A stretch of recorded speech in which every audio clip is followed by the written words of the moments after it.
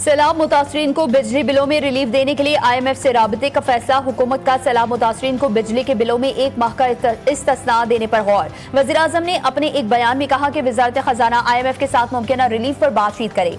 शहर हो या देहात, रिलीफ पूरे पाकिस्तान के सैलाब ज़दा इलाकों में दिया जाएगा। वज़ीर-ए-आज़म ने वज़ारत मौसमियाती तब्दीली को अर्बन फ्लडिंग और जंगलात के बेदरख्त कटाव पर फौरी इक़दामात का टास्क भी सौंप दिया।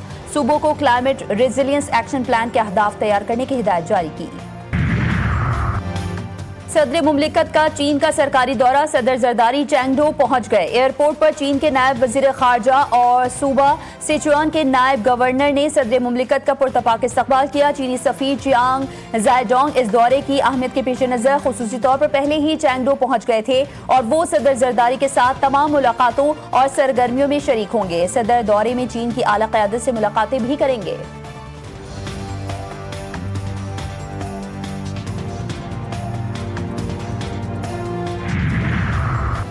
और मुल्क में सैलाबी सूरत हाल। टमाटर, चावल और चीनी समेत बाईस अशिया ज़रूरिया की कीमतों में मजीद इजाफा। गुज़िश्ता कुछ हफ्ते से महंगाई में मुसलसल इजाफा जारी है। वफाकी इदारा शुमारियात के मुताबिक रवां हफ्ते प्याज, टमाटर, आलू, चावल, अंडे और चीनी समेत बाईस अशिया ज़रूरिया की कीमतों में मजीद इजाफा रिकॉर्ड किया गया। दाल, मूंग, माश, LPG, लकड़ी और कपड़े भी महंगे हुए। सालाना बुनियाद पर टमाटर 90%, चीनी 29%, आटा 18.65% तक महंगा हुआ।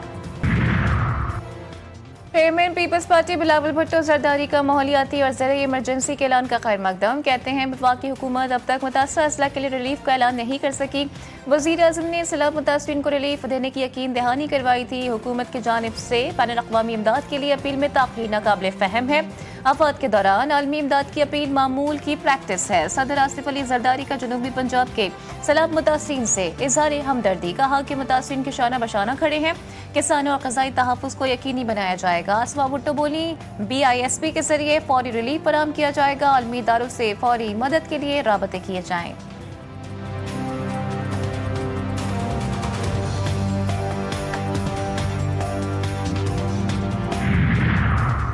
बन रही तो शारा भुट्टो, टूट जाए तो मलीर एक्सप्रेस वे। अमीर जमात इस्लामी हाफिज नईमुर रहमान का तंज।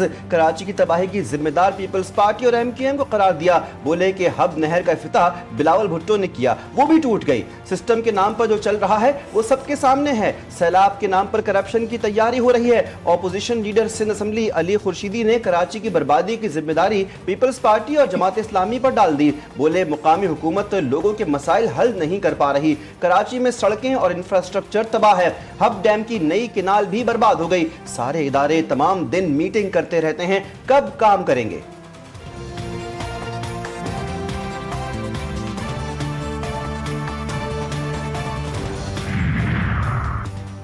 जमात इस्लामी ने तरक्याती मंसूबों में भी मुनाफिकत दिखाई। जो लोग अल्ताफ बरेलवी और उमर फारूक सड़कें नहीं बना सकते, वो भी दूसरों की नाकामी का रोना रो रहे हैं।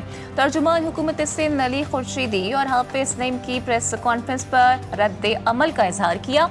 सादिया जावेद ने कहा कि MQM ने शारा भुट्टो के इस हिस्से पर भी सियासत की जो ज़ेरे तामीर था।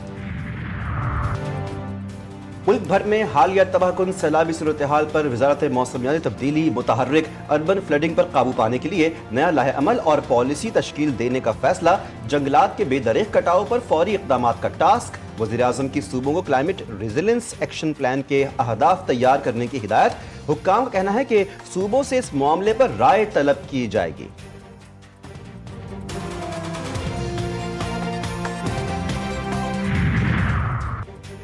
वज़ीर-ए-आज़म शहबाज शरीफ ने टी चौक फ्लाईओवर का सिंगे बुनियाद रख दिया। कहते हैं कि मंसूबे से ट्रैफिक के मसाइल हल होंगे। वज़ीर दाखिला और CDA की काविशें काबिल तहसीन हैं। तरक्याती मंसूबों की तकमील में मयार पर कोई समझौता नहीं होगा। वज़ीर-ए-आज़म ने कहा कि पाकिस्तान 2027 में SCO समिट की मेज़बानी करेगा, जिसके लिए हुक्काम को अभी से तैयारी शुरू करनी होगी।